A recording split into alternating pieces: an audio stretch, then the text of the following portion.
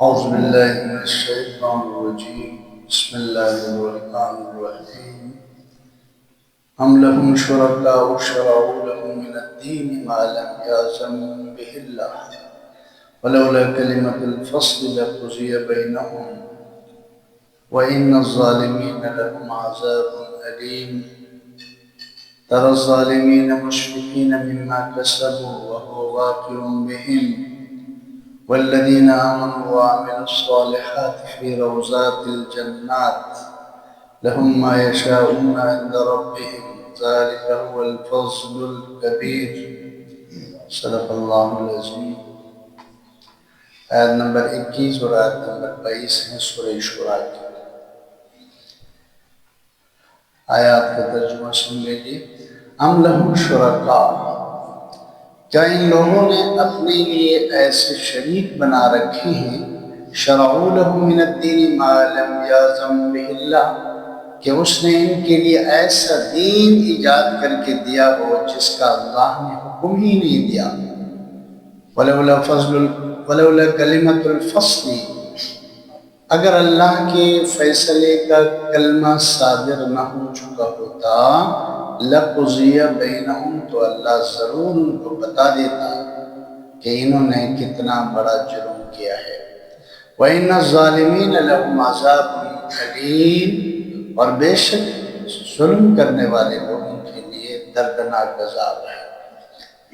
تَرَى الظَّالِمِينَ مُشْفِقِينَ مِمَّا كَسَبُوا، اس دن آپ دیکھیں گے ظالم لوگوں کو جو انہوں نے دنیا میں ظلم کیا اس کی وجہ سے وہ ڈرے ہوئے ہوں گے۔ وَهُوَ وَاقِعٌ بِهِمْ، اور ان کے ظلم کی سزا ان پر واقع ہو جائے گی۔ وَالَّذِينَ آمَنُوا وَعَمِلُوا الصَّالِحَاتِ، اور جو لوگ ایمان لائے اور نیک عمل کرتے رہے تو یہ جنت کے باغوں میں ہوں گے۔ لَهُم مَّا يَشَاءُونَ عِندَ رَبِّهِمْ، ان کے رب کے پاس یہ جو چاہیں گے ان کے لیے موجود ہوگا۔ ذَلِكَ هُوَ الْفَضْلُ الْكَبِيرُ، اور یہ جنت اور یہاں کی نعمتیں اللہ کی بہت بڑی مہربانی ہے، اللہ کی بہت بڑی مہربانی ہے۔ اللہ تعالیٰ یہ بتا رہے ہیں کہ دنیا کے مشرکین یا بعد میں آنے والے دنیا کے لوگ وہ کون ایسے ہیں جو ان کو ایک نظام بنا کر دیتا ہے، کوئی ظلم جائز ہے، شرک جائز ہے، کفر جائز ہے، منافقت جائز ہے، یہ کس نے ان کو سکھایا؟ کیا اس ان کے بتوں نے ان کو سکھایا، یا ان کے جھوٹے معبودوں نے سکھایا، یا ان کے جھوٹے شریکوں نے سکھایا؟ اللہ کہہ رہے ہیں کہ یہ کون ان کے لیے ایسا دین بنا کر دیتا ہے جس میں شرک بھی جائز ہے، کفر بھی جائز ہے، منافقت بھی جائز ہے، گناہ بھی جائز ہے؟ یہ کون سا دین ہے؟ اصل مخاطب تو مشرکین مکہ ہے، لیکن قرآن مجید کا یہ تو قیامت تک انسانوں کی رہبری اور رہنمائی کے لیے ہے۔ تو گویا کہ اللہ تعالیٰ منافقین مشرکین مکہ کو سناتے ہیں اور قیامت تک کے انسان اس میں مراد ہوتے ہیں۔ یعنی کوئی بھی انسان جو شرک کو، کفر کو، بدعت کو، غلط کاموں کو جائز سمجھتا ہے وہ اس وعید میں داخل ہے، وہ کوئی بھی ہو سکتا ہے۔ اسی لیے جو نا مسلمان کی زندگی جہالت والی نہیں ہوتی ہے، مسلمان بیدار زندگی گزارتا ہے، مسلمان آگاہ زندگی گزارتا ہے، مسلمان علم والی زندگی گزارتا ہے، تربیت کی وجہ سے جو نا بے وہ چیزوں کی حقیقت کو اور حق ہونے کو سمجھتا ہے اور زندگی اسی رخ پر گزارتا ہے۔ اس کو پتہ ہے کہ بھئی اپنی طرف سے چیزیں ناجائز ہے، شرک ناجائز ہے، کفر ناجائز ہے، منافقت ناجائز ہے، دھوکہ ناجائز ہے، فراڈ ناجائز ہے، سارے گناہوں پر پابندی ہے، تو ان کو نہیں کرنا چاہیے۔ تو مسلمان کی زندگی ایک عالمانہ زندگی ہوتی ہے، اور جو دنیا کے وہ لوگ جو اللہ کے علاوہ دوسری چیزوں کو معبود سمجھتے ہیں یا دوسروں کی رہنمائی پر چلتے ہیں اللہ اور رسول کو چھوڑ کر، تو پھر ان کے ساتھ جہالت کے علاوہ اور کچھ نہیں ہے۔ اس لیے اللہ نے فرمایا کہ یہ جنہوں نے ان کے لیے میری اجازت کے علاوہ کوئی دین بنا کر دیا ہے یہ بھی ظلم کی ایک بدترین شکل ہے۔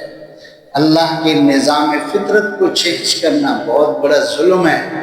اسلام دین فطرت ہے، اس کی جگہ کوئی اور راستہ اختیار کرنا، اس کے لیے کوئی اور جو نا بے راستہ ڈھونڈنا، یہ ظلم میں داخل ہے۔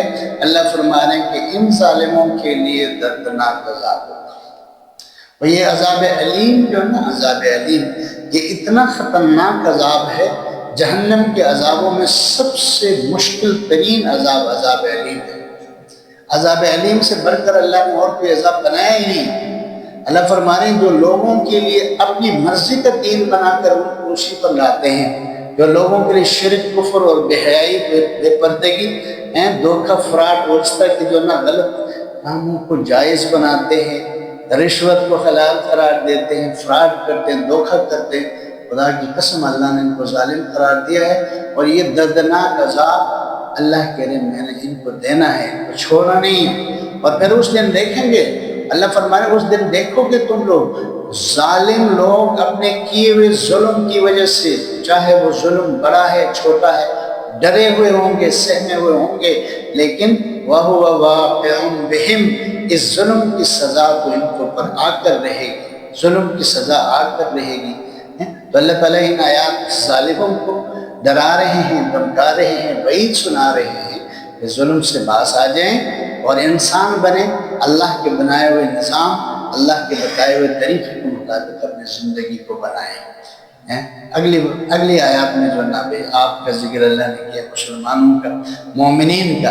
اللہ نے فرمایا کہ ایمان والے اور نیک عمل والے لوگ، ان کو ڈرنے کی ضرورت نہیں ہے، جنت تو یہی کے لیے تو میں نے بنائی ہے، اس کے باغات بھی ان کے لیے، ان کے میوے بھی ان کے لیے، ان کی تمام سہولیات زندگی اللہ تعالیٰ کہہ رہے ہیں کہ ان مومنین کے لیے ہے۔ اور اس کے علاوہ رب کے پاس یہ جو چاہیں گے ہر وقت ان کے لیے مہیا ہوگا، اور یہ اللہ تعالیٰ جس سے راضی ہو کر جنت عطا کریں، یہ اللہ کی بہت بڑی مہربانی ہے۔ فضل الکبیر، جنت کی زندگی کو اللہ نے کہا میری بہت بڑی مہربانی ہے میرے ماننے والے بندوں پر، میرے انصاف پسند بندوں پر، میرے حقوق کو ادا کرنے والے بندوں پر، توحید پر، آخرت پر، رسالت پر صحیح یقین رکھنے والے بندوں پر۔